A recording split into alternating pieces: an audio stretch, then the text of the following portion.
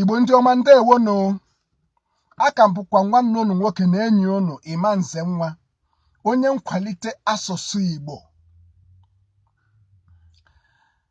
Ana m asị unu biko ka anyị na-asụkwa n'Igbo ka Igbo hapụ gaa ịnwụ. Maka na ndị ntọala tụrụ ntọala asụsụ Igbo toziri ọfụma. O nwekwara na ihe atọ ha kpọrọ n'ọrụ mgbe ha na-arụpụtaju mkpụrụ okwu Igbo. Nke bụ ihe mkpọrọ omiuche, ya wụ filọsọfị. Nke abụọ wụrụ nzotu maọbụ ezoma maọbụ ezotu, ya wụ kodin. Ndị Igbo na-ekodu mkpụrụ okwu ha ekodu, ị ga-amata ihe ọ. Nke atọ wụrụ nche, ya wụ sekuriti, maka ha ma na ndị iro gbara ha gburugburu. Ha wee sị na onye ndị iro gbara gburugburu na-eche ndụ ya nche. Iji maatụ, olee ihe onye Igbo na-akọwa mgbe ọ na-asị gị dụọ ya ọdụ, ya bụ ndụmọdụ, advice, dụọ ya ọdụ. Ihe ọ na-akọwa awụ mgbe ole chiri inye mmadụ advice, ọ bụrụ nne chiri inye gị ndụmọdụ maọbụ nna maọbụ nwanne maọbụ onye ọbụla, ọ kpọọ gị asị gị n'ọdị ọdụ. Mgbe ụlọ sịrị gị n'ọdị ọdụ, o nwee ihe ndị ọ chọrọ ịgwa gị ga-abara gị uru, ya wụ advice, ya wụ ndụmọdụ. Ya mere mmadụ sizie gị dụọ ya ọdụ, ihe ọ na-akọwa wụ kpọta ya n'ọdụ ya ọdụ, duu ya ọdụ, duu ya ọdụ. Ihe ahụ wụ duu ya ọdụ, o nwere ihe o bu agaga. Ihe o bu agaga wụ gịnị? Ndụmọdụ, advice a na-enye ya, ewere kpọzie ya gịnị? Ndụmọdụ.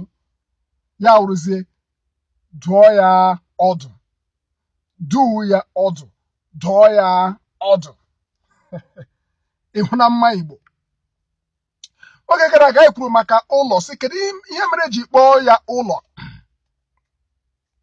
O nwere onye nkwusa okwu Chineke bụ Pastọ Valens, ọ bụ onye kọwarala anyị na ụlọ wụ a na-arụ ya, butecha ihe niile eji arụ ya, ị na-eti ige ya na-elo, ị na-etinye ịga ihe niile a ya elo oye, achọkwa ọzọ akpọzie ya olo, ụlọ, ụlọ. Ịhụna ka ndị Igbo si ekechi okwu ha, ya gịnị? Zotuo ya, koduo ya. Taa o nwere ihe ndị anyị chọgasịrị ịkpọ aha dịka ha enwe ha aha Igbo.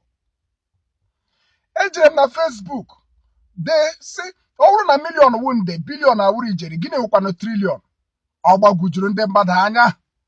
O kwesịkwara na ịdị ụtọ aha, maka na onwe ihe a na-akpọ ya, mana taa anyị na-arụpụta ihe a na-akpọ ya.